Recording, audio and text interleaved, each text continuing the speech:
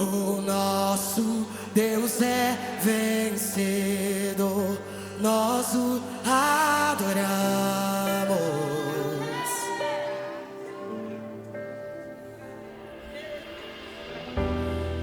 Vitorioso és, na tempestade estás, o seu nome infalível.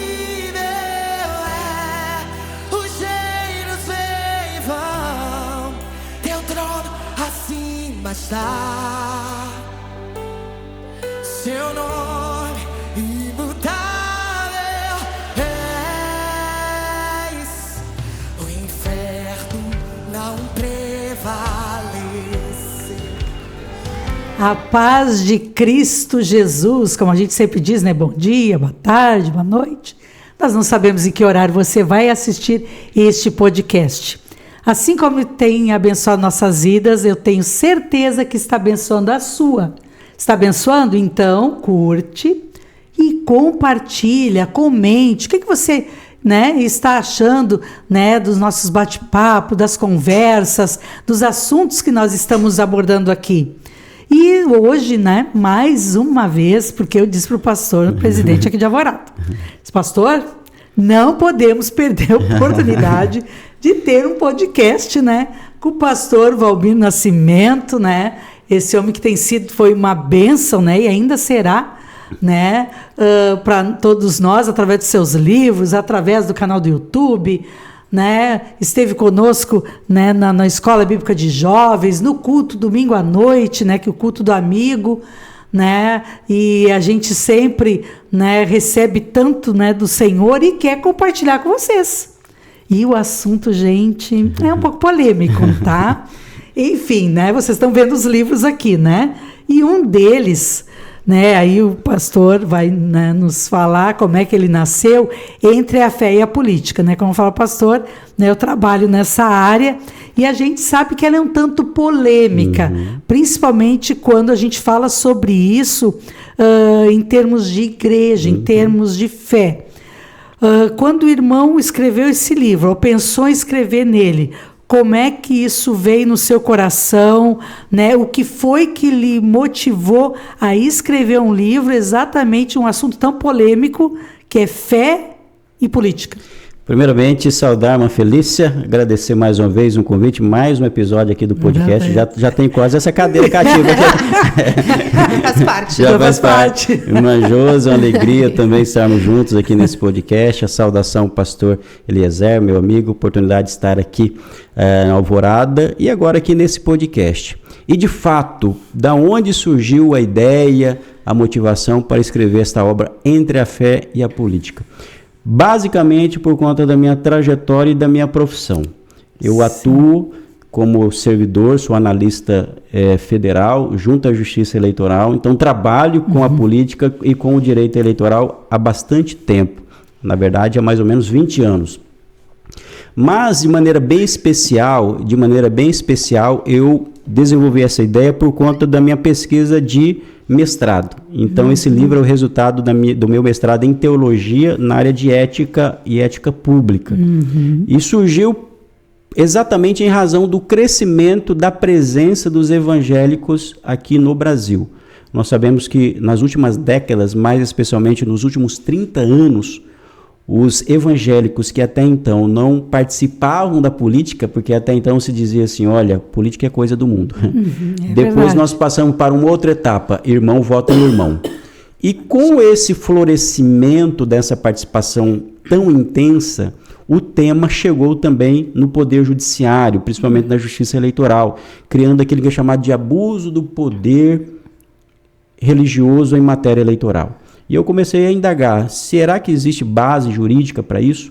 E, a partir dessa investigação, foi que eu precisei, então, estabelecer as bases de uma reflexão. Como nós relacionamos a nossa fé, uma fé bíblica cristã, com a política? É possível compatibilizar? sim ou não? Então, o livro veio aí dessas perguntas e dessas minhas experiências acadêmicas e profissionais. Sim, exato. Até porque, pastor, muito que a gente ouve, né? Não, política deixa lá para os políticos. Fé e religião não se discute. Não era tem só que que se meter em política, não temos que discutir política. Né? Mas eu acredito, pastor, que a gente fala em política desde que acorda, né? Exato. Quando a pessoa diz assim, mas viu o preço que está o tomate? Meu Deus, aumentou o preço da passagem do ônibus. Meu pai, meu Deus do céu, onde é que nós vamos parar? Viu quanto é que está o juro? Meu Deus, não dá para comprar uma casa, como é que eu vou fazer? Né? Aquelas questões... Tudo na realidade, é política. Tudo política. Como é que se aumenta a passagem de um ônibus? Como é que se aumenta o preço de um produto? Né? Como é que funciona quando você vai no banco pegar um empréstimo? Ou você quer comprar uma casa própria? Ou você quer financiar um carro? Tudo é questão política. E a gente volta a falar novamente, desde a Cova dos Leões, falando sobre cristão na universidade, entra aquela questão também, que eu já vi várias vezes. Não, esse negócio de vai para a política, pronto, vai lá e se perde. Vai lá para aquele meio, corrupção, são corruptos, e crente não pode estar nesse meio, daqui a pouco vai para lá e vai acabar se perdendo e vai acabar se misturando. Né? Então, sempre a gente volta naquela questão das pessoas que têm medo de que a gente vá se envolver com a política e vá acabar se perdendo e vai acontecer de eu vou perder a minha identidade como cristã, né, como uma serva de Deus, porque eu estou num meio que tem pessoas corruptas? Tem, mas tem pessoas honestas também, tem pessoas corretas, né? E a questão da política, eu acredito que tem tudo a ver também, pastor, com a nossa fé. Porque quando eu vou para esse meio, eu vou fazer projetos, né? Quando eu vou, né, na tribuna me posicionar quanto a vários assuntos que entram em voga, seja no município, no estado, no âmbito federal, esse posicionamento, ele é muito importante para nós quanto igreja, né? Então, pastor, eu vou lhe fazer uma pergunta que pode ser tanto polêmica quanto o livro, né? Que é o que o senhor pensa a respeito de pessoas, por exemplo, que são crentes, que servem a Deus, mas que apoiam partidos de esquerda, partidos que são a favor do aborto, que são a favor de casamentos homoafetivos, né, que são apoiadores de tudo aquilo que a Bíblia condena. Né? O que o senhor pensa a respeito? O que leva eu, crente em Jesus, a apoiar um partido que apoia essas situações, como eu falei já, aborto e outras questões que são totalmente contra tudo aquilo que vai a nossa fé, né? Perfeito. E essa pergunta ela é crucial e nós precisamos enfrentar esta questão porque ela faz parte da nossa realidade. Primeiro, estabelecendo as nossas bases, como você bem destacou, o que é a política? A política nada mais é do que a arte de bem administrar. E a Bíblia diz que Deus colocou o homem no jardim do Éden para ele ser o cuidador. Ali nós temos realmente um trabalho de mordomia. E a política é isso. E, em segundo lugar, a política é a arte de buscar o bem comum. Ou seja, nós vivemos uma sociedade, pessoas com ideias diferentes, culturas diferentes, mas nós precisamos viver nesse ambiente. Nós precisamos de uma política de saúde, de proteção, de segurança. Nós precisamos viver aqui, estabelecer as bases da nossa vida. Isso acontece no nível de cidade, nós temos no nível do Estado e no nível da nação, que é o ambiente geral. Então, nós precisamos da política. E você destacou bem que a política define o preço do alimento, tudo, define o preço, tudo. Nós não conseguimos viver sem política e o cristão não vai viver sem política. Um recorte inicial, alguém geralmente diz assim, mas Jesus disse que devemos dar a Deus o que é de Deus e a César o que é de César. Só que ali não há nenhum tipo de separação do ponto de vista completo. Deus está falando a responsabilidade de cada um. Ele está dizendo, olha, dá a Deus o que é de Deus. Exatamente. E a César o que é de César. Ele está dizendo, não há união entre Estado e igreja. E a valorização da política é uma coisa completamente diferente. Nós não estamos, ao nos envolver com a política, nós não estamos dizendo que a igreja vai dominar o Estado. Até porque isso é contrário ao princípio do Estado laico, que aceita a colaboração da igreja e da religião, mas não necessariamente nós vamos voltar a uma época de uma teocracia no Estado. E não é isso que nós defendemos. Até porque o próprio Paulo, Romanos capítulo 13, ele diz assim, não há autoridade que não venha de Deus. Verdade. Dizendo o seguinte, olha, toda a autoridade política que existe, do governador e do presidente, essa autoridade veio de Deus. Ou seja, então, Deus está preocupado com a forma como nós conduzimos a nossa vida aqui do ponto de vista político. E para isso, nós precisamos de valores bons para buscarmos o bem comum. E o cristão, quando ele se envolve com a política, respondendo diretamente à sua pergunta, ele deve buscar dar apoio em coerência com aquilo que ele acredita. Sim. É por isso que eu uso a expressão que ao exercer o seu direito de voto, o cristão ele tem que ter um voto, não um voto consciente, que para mim todo voto ele é consciente, a não ser que a pessoa tenha um problema mental. Né? É verdade. O voto ele tem que ser coerente. O que é o voto coerente? É quando eu voto de maneira coerente com aquilo que eu acredito, com os meus valores em relação a Deus, em relação à família, em relação à sexualidade, em relação à vida humana. Então, de fato, é incoerente, acaba sendo até um tipo de hipocrisia quando a pessoa se diz cristã e apoia de fato um partido que defende bandeiras dessa natureza. Por quê? Porque o fim e ao cabo, esses partidos e esses candidatos, eles vão colocar as suas ideias por meio de políticas, seja políticas públicas ou sejam leis que vão contrariar aquilo que nós acreditamos. Então, eu acho isso extremamente complicado. É por isso que o cristão, ao se envolver com a política, primeiro começa exatamente estabelecendo as bases do exercício sadio do seu voto. É a atuação como cidadão.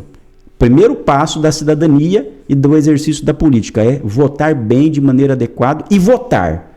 Não deixar para que o outro tome essa decisão. Comece por aí. E ao exercer o seu direito ao voto, tenha coerência com aquilo que você diz acreditar a partir da palavra de Deus. Escolha bem o candidato, a sua plataforma de governo, o seu projeto de governo, o seu partido, né? O que ele defende acerca da vida, da família e das questões que são mais comuns. Então, eu diria desta maneira.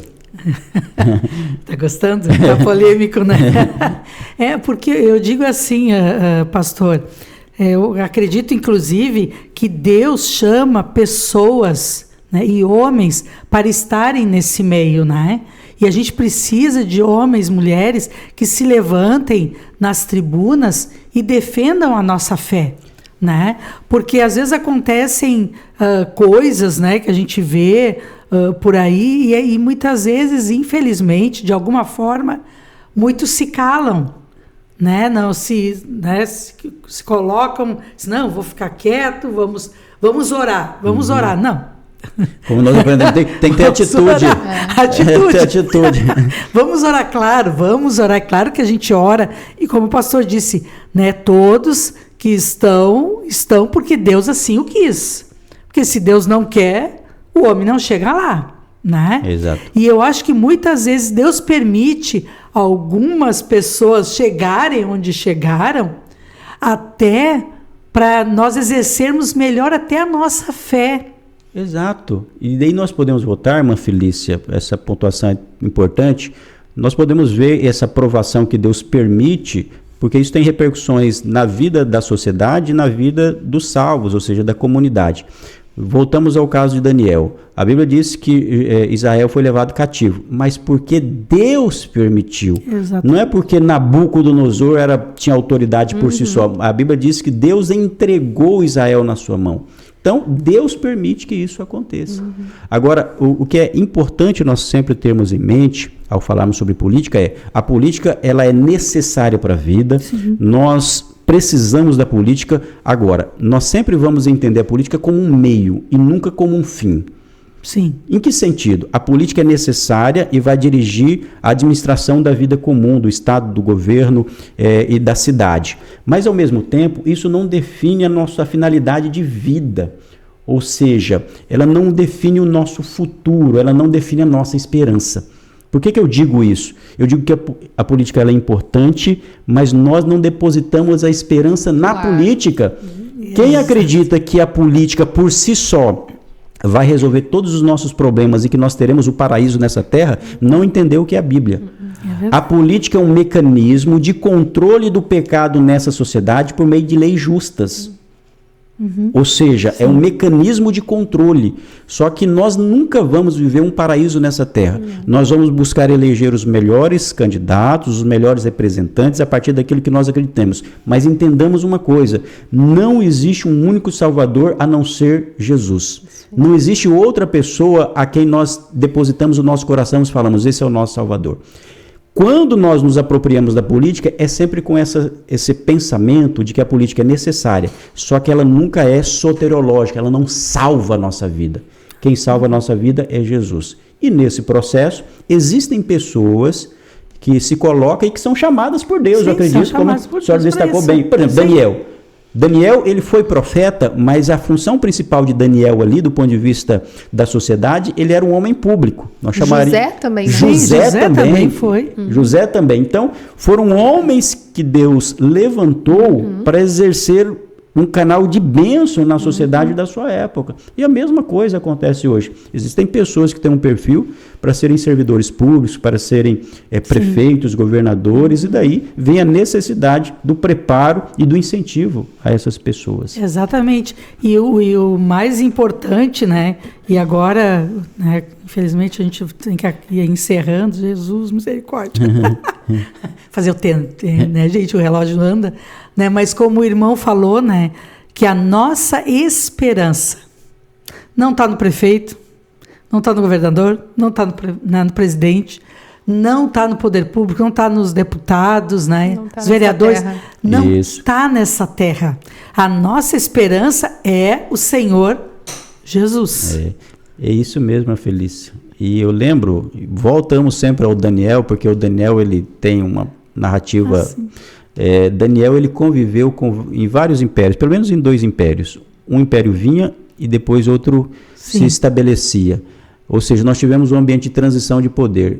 No primeiro governo ele assumiu uma posição de destaque e quando aquele governo se foi, ele continuou sendo fiel a Deus no outro governo. A mesma coisa acontece com a gente. Um governo vem, ele vai, mas Deus permanece para sempre. A política, nós avaliamos a política não como política de esperança, é como meio de viver nessa sociedade. Tem um outro livro que eu publiquei, que é esse daqui, que é o A Mente Carismática, que nesse livro, aí sim eu vou apresentar alguns princípios, principalmente princípios à luz da perspectiva pentecostal, de como nós podemos usar esses princípios para estabelecer no ambiente público. E inclusive no ambiente da política. Ou seja, nós saímos desse para tratar as questões contemporâneas e usando alguns princípios. E quais são esses princípios? Primeiro, integridade, ou seja, sempre íntegros, a busca do bem comum e sermos coerentes com os nossos valores, como nós já destacamos. Isso. E é claro, gente, também tem, né, nós falamos que o Senhor Jesus é a nossa esperança, né? Aí, esse livro maravilhoso, A Razão da Nossa Esperança, Alegria, Crescimento e Firmeza, né? Nas cartas de Pedro. Qual a razão da nossa esperança?